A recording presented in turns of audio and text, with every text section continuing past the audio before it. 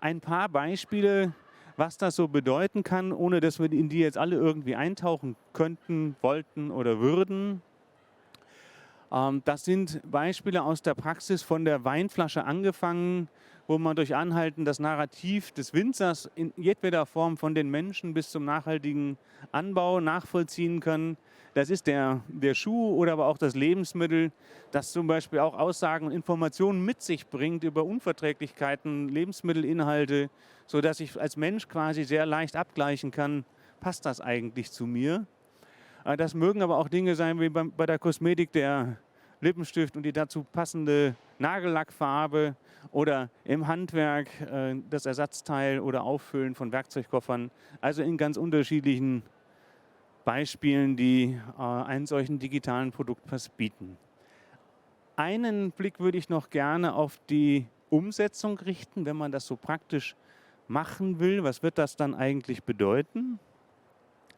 Naja, da ist letztlich zu erwarten, dass man ja irgendwie Werkzeuge braucht, um einerseits aus der ganzen Sichtweise der Nachhaltigkeitsdokumentation sehr leicht und einfach auch kleine Betriebe in die Lage versetzt, überhaupt ihre Geschichten zu erzählen. Also Prozesse leicht dokumentierbar macht und auf der anderen Seite aber aus der gestalterischen und der Marketing-Sicht einen solchen Produktpass auch leicht herstellbar macht. Leicht die Daten zusammenzutragen, das Anbinden an Bilder und Medien und Produktinformationen leicht anwenderfreundlich zu machen mit Standardprogrammen. Und auf der anderen Seite eine Infrastruktur, die es erlaubt, dann solche Produktpässe an die EU auszuliefern, sie zu pflegen, zu versionieren und aber auch letztlich natürlich für Verbraucherinnen und Verbraucher, egal wo, digital zugänglich zu machen, sei es nun mit oder ohne Blockchain. Da streiten sich die Geister und wahrscheinlich ist irgendwann beides richtig.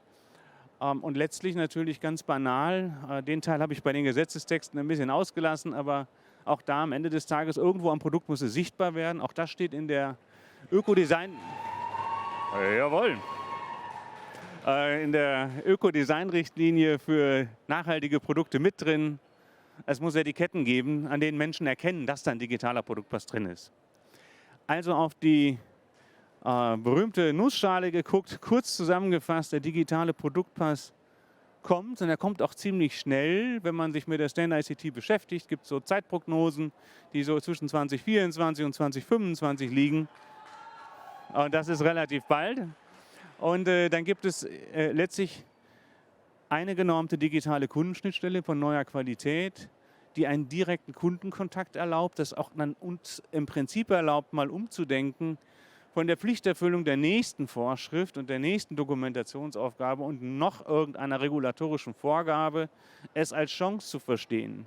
Wenn die Regulation sagt, man soll Menschen dazu befähigen, Produkte länger zu nutzen, sie länger instand zu halten, zu reparieren, dann kann man das als Pflicht verstehen. Man könnte aber auch sagen, das ist eine Riesenchance, Menschen dabei zu unterstützen. Wie mache ich das denn eigentlich? Wie erhalte ich ein Produkt? Wie vermeide ich, dass ich es kaufe und gleich wieder wegwerfe? Wie finde ich das richtige Ersatzteil bequem und ohne, dass ich da eine Stunde die Suchmaschine bemühen muss?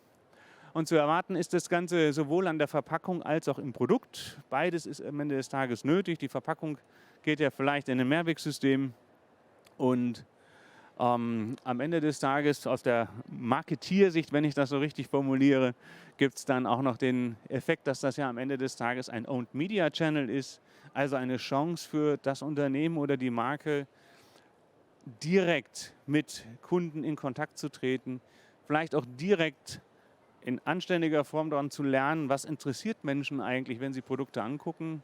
Und so ist das für mich die Überleitung, mal in die Praxis zu gucken, wo ich ja nicht nur darüber berichten möchte, sondern mich sehr freue, dass auch der Linus heute dabei ist und wir dann vielleicht an dieser Stelle einen Übergang finden. So wird das beim Super-Biomarkt ausschauen. Und Jan, an dieser Stelle würde ich dann dir das Wort wieder übergeben. Jawohl. Danke euch ganz herzlich.